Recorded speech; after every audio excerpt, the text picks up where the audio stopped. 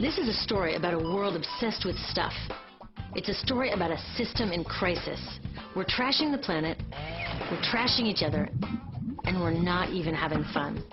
The good thing is that when we start to understand the system, we start to see lots of places to step in and turn these problems into solutions.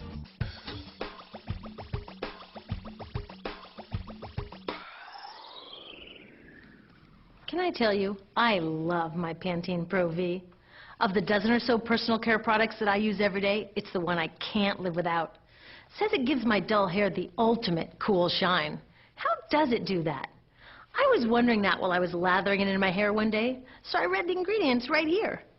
Sodium lauryl sulfate, tetrasodium EDTA, methyl isothiazolinone. What is this stuff? I took this list to some scientists who know how to read it. Turns out my Pantene contains a chemical linked to cancer. And lots of other products in my bathroom, from sunscreen to lipstick and even baby shampoo, also contain chemicals linked to cancer or other problems like learning disabilities, asthma, and even damaged sperm. Like most parents, I try to keep my family safe. But now I find out my bathroom is a minefield of toxins? What are we supposed to do? To find out the answers, we have to go back to one of the key features of our materials economy: toxics in, toxics out. If, at the factory, you pour toxic chemicals into a product, like baby shampoo, you're going to wind up with toxic baby shampoo, and toxics in workers, communities, and, babies. So let's take a closer look at this toxic outrage where it seeps into our lives every day, in the bathroom. The average woman in the U.S. uses about 12 personal care products daily. The average man about 6. Each product containing a dozen or more chemicals. Less than 20% of chemicals in cosmetics have been assessed for safety by the industry's safety panel, so we just don't know what they do to us when we use them. Would you fly on an airline that only inspects 20% of its planes? Of course, not all of these chemicals are dangerous, but we know that many are. Some are carcinogens. That means that they can cause cancer. Others are neurotoxins and reproductive toxins, proven to mess up brain development and reproduction in animals. Wait a minute, we're animals too. It's like a giant experiment. We're using all these mystery chemicals and just waiting to see what happens. One thing we do know is that they're getting inside us. I had my body's toxicity levels tested, and I'm loaded with things like mercury, flame retardants, triclosan, and lead. We all are. Even babies are being born pre-polluted. Now, I know we can't live in a lead-free world, but do we have to put lead in our lipstick? I don't know. Maybe it's my fault. Maybe I just bought the wrong thing. At the store, the choices seem endless. I can get lipstick in 49 shades, or shampoo for hair that's too dry, oily, fine, limp, or frizzy. But what about the choices that really matter, like the choice to buy products that are safe?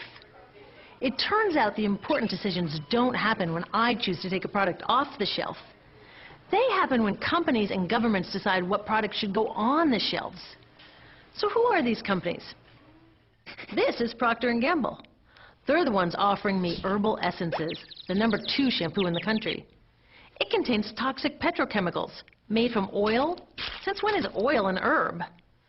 On cosmetics labels, words like herbal, natural, even organic have no legal definition. That means that anybody can put anything in a bottle and call it natural, and they do. I mean, can you imagine a top seller called Petro Essences? Gross. What's even nastier are hair relaxers marketed to 5-year-olds and skin whitening creams. These are super toxic, both in their ingredients and in the message they send about what beauty is. Ooh, here's Estee Lauder offering me a chance to help find a cure for breast cancer. That's nice. But wait, they're also using chemicals linked to cancer. Don't you think the best way for Estee Lauder to fight cancer is to stop using those chemicals in the first place? So really, I get to choose between meaningless claims on a bottle. But these guys get the real choice about what goes into those bottles. And that happens back here, at the factories where they're formulated. Why do the makers of these products use all these toxics? Are they trying to poison us? No, they're just working from a 1950s mindset when people were totally swept up in better living through chemistry. In all that excitement, they forgot to worry about human health impacts. That was years ago, and they are still using these same old toxic chemicals. Today, big cosmetics companies say the doses of poison in their products are small enough to be harmless. Yeah, maybe if you use them once a year. I guess they never get out and see that their products are being used and combined with other products every day. A little toxic dose under your arms, a little more on your hair, on your lips. And workers in nail and hair salons get dosed all day long. So the industry is used to doing things this way. And they can.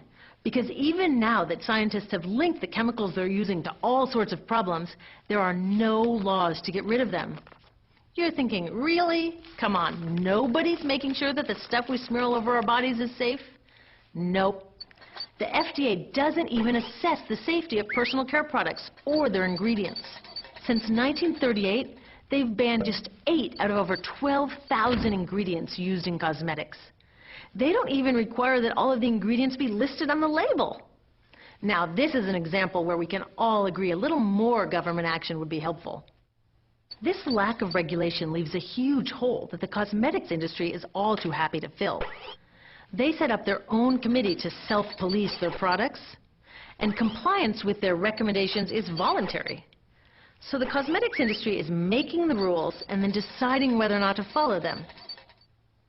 So you see, it isn't our fault that these toxic products are in our bathrooms. It's a whole broken system that's ignoring the simple rule: toxics in, toxics out. But we're not helpless. There are resources online that we can use to protect ourselves by identifying the best possible choices in the store. But the real action is with people working to change the system. Because if we really want to solve this problem, we got to start here with these guys. Women, parents, workers, people all over the country are demanding that Congress pass a new law, giving FDA the power to make sure that our personal care products are safe. We need common sense laws based on the precautionary principle. That means that when you're dealing with hazardous chemicals, just err on the side of caution. Let's not debate how much lead should be allowed in lipstick. Just get the toxic chemicals out of our products.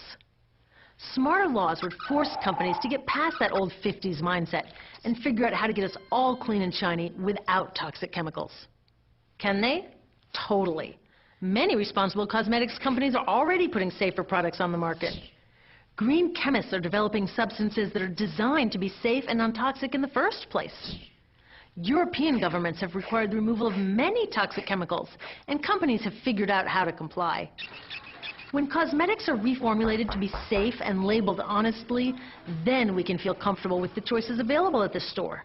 We can choose bouncy hair or full hair, shiny lipstick or matte. We can even choose to feel beautiful without using 20 products. But we'll know that whatever we choose, the most important choice, the choice to be safe and healthy, has already been made.